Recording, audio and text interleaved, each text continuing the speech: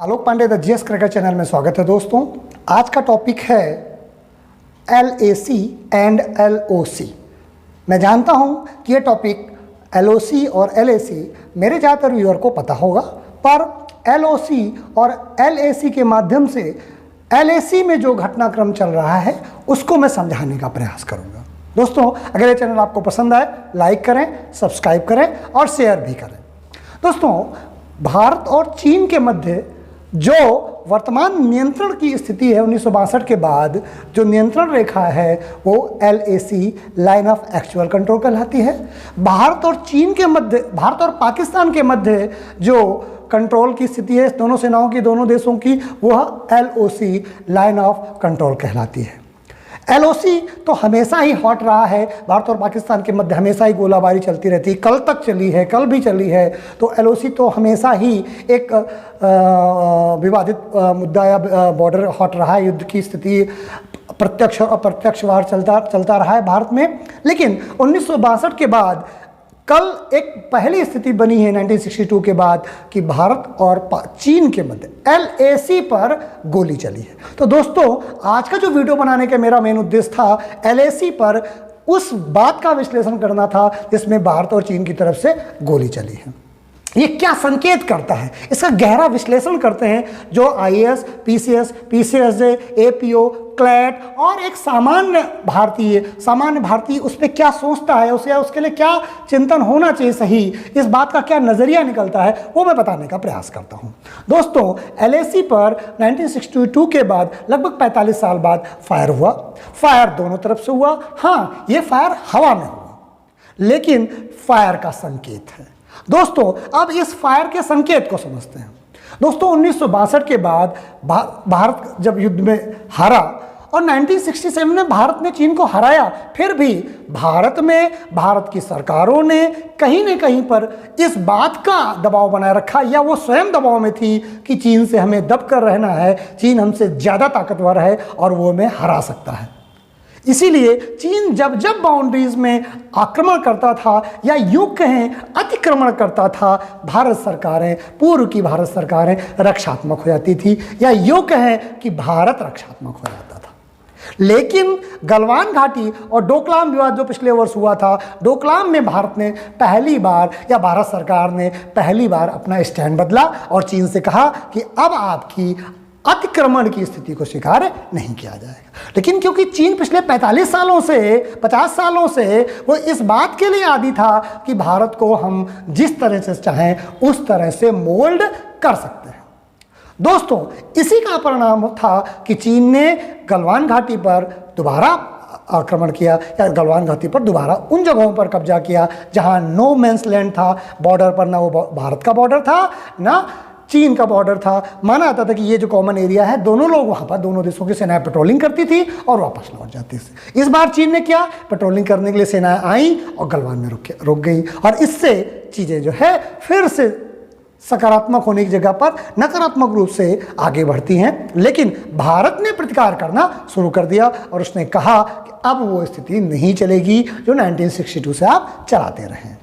दोस्तों, उसके बाद गलवान के बाद चीन, क्योंकि पता था कि वो पिछले 45 सालों से वो भारत को किसी भी तरह से दबा सकता है, लेकिन भारत ने पिछले 6 सालों में बॉर्डर्स में इतना अच्छा डेवलपमेंट कर लिया है, काफ़ी अच्छा इंफ्रास्ट्रक्चर बना लिया है। और इवन देन चीन के अखबार का ये दावा है, 2 महीने 3 महीने पहले उन्होंने कहा था उस गलवान घाटी में घुसपैठ के बाद, कि भारत ने अपना बॉर्डर और अपना इंफ्रास्ट्रक्चर इतना ज़्यादा मजबूत कर लिया है, हमें धोखे में कर मोदी सरकार मीठी मीठी बातें करती रही और बॉर्डर को मजबूत कर लिया।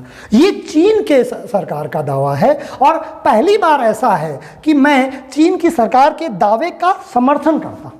वरना आमतौर पे जो चीन का दावा होता है वो समर्थन योग्य नहीं होता, लेकिन फिर भी ये दावा उनका समर्थन योग्य था। मैं इस बात का समर्थन करता हूं कि भारत सरकार ने वाकई इंफ्रास्ट्रक्चर में इतना तो काम कर ही लिया है कि आज के डेट में हम चीन को चुनौती दे सकते हैं, चीन से जीत भी सकते हैं। दोस्तों, इसीलिए LAC पर जब गोली चलती, इसका एक फिर गहरा विश्लेषण ये है कि गोली चलने का मतलब ये है कि भारत ने इस बात के संकेत दे दिए हैं कि अब आपकी और आक्रमणकारी नीति को किसी भी रूप में बर्दाश्त नहीं किया जाएगा तथा SFF जो भारत की आर्मी की एक टुकड़ी है, उसको भारत सरकार ने 1962 के बाद स्पेशल ट्रेनिंग दे करके तिब्बत के लोगों को आर्मी के एक स्पेशल फोर्स बनाया और उस स्पेशल फोर्स को पूरे विश्व से छुपा करके रखा। कभी ओपन नहीं किया कि भारत ने ऐसी स्पेशल फोर्स बनाई है। लेकिन इस वाले मैटर पर जब ब्लैक टॉप पर कब्जा करने की बात आई, क्योंकि चीन की सेना ब्लैक टॉप पर कब्जा करना चाहती थी, तो हमने पहली बार जो काम चीन करता था आक्रामक होकर के, वो हमने किया और ब्लैक टॉप पर कब्जा किया और इसी SFF की टुकड़ी ने किया। और हमने संकेत दिया SFF के माध्यम से कि अगर आप अब भी नहीं मानते हैं, अगर आप पाकिस्तान के पास POK को लेकर के, ठीक है, LOC को लेकर के पाकिस्तान को समर्थन देना बंद नहीं करते हैं, तो हम तिब्बत की सरकार को और तिब्बत को समर्थन और गहरे रूप में देना प्रारंभ करेंगे। और अगर POK गिलगित बाल्टिस्तान हमारी समस्या है, तो अब आने वाले समय में आपकी एक बड़ी समस्या तिब्बत भी होगी, दूसरा सिंजियांग प्रांत होगा, तीसरा उत्तरी मंगोल होगा, चौथा ताइवान होगा, पांचवा हांगकांग होगा। तो आपको अपने राष्ट्र के अंदर ही जो 5 राष्ट्र आपने समाहित कर रखे हैं, अपना ओरिजिनल चाइना के सिवाय, जो आक्रमण करके आपने उन देशों को, उनकी स्वतंत्र आइडेंटिटी को आपने खत्म कर दिया है, हम उस स्वतंत्र आइडेंटिटी को दोबारा उभारेंगे और खासकर तिब्बत की समस्या को लेकर के हम सकारात्मक आक्रामक रणनीति अपनाएंगे। इस तरह से दोस्तों, अगर आप देखेंगे कि भारत ने ये बात समझाने का प्रयास किया है कि वह अब अपनी रक्षात्मक पॉलिसी को खत्म कर रहा है। LAC हो या LOC हो, भारत बार बार ये कह रहा है कि हम अपने देश की संप्रभुता से रक्षा नहीं करेंगे।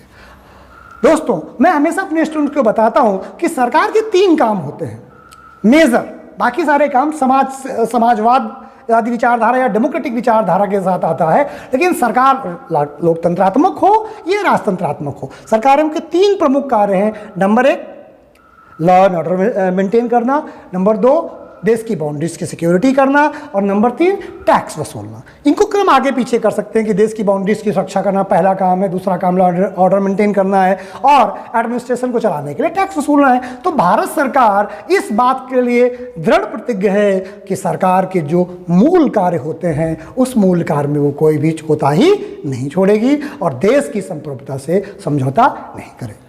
इसलिए दोस्तों, LAC भारत का नया हॉट स्पॉट होने वाला है।